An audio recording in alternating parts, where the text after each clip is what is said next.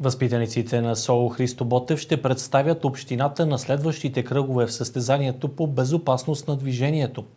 Отборът си завоюва това право, след като днес се представи най-добре в надпреварата на общинско ниво.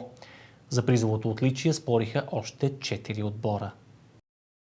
Домакин на общинското състезание по безопасност на движението беше езиковата гимназия. Участниците от 5 училища поздрави заместник областния управител Мирослав Комицки.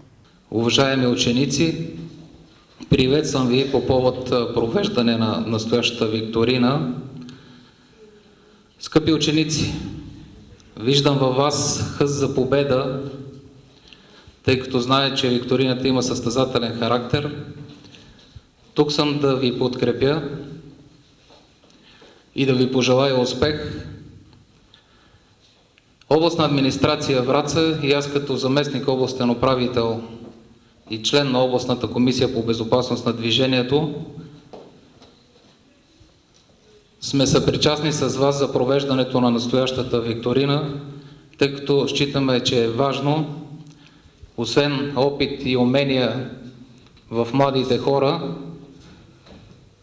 да насаждаме и умения в подрастващите, тъй като важно е един ден вие да сте участници в движението, било като пешеходци, било като велосипедисти.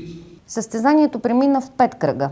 Тест по безопасност на движението, викторина, подреждане на пъзел от пътни знаци, управление на велосипед и тест за оказване на първа помощ. През всичките кръгове без нито една наказателна точка премина отбора на СОУ Христо Ботев. В класирането на второ място останаха възпитаниците на езиковата гимназия с 15 наказателни точки, следвани от отбора на СОУ Никола Войводов с 20 наказателни точки. Четвърти останаха от основно училище Васил Левски с 50 наказателни точки.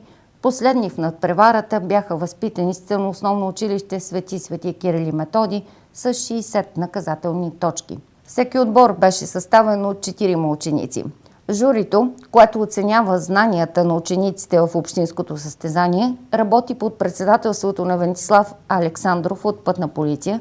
В състава му бяха представители на Общински съвет, община, Съюза на българските автомобилисти, БЧК и директори на училища.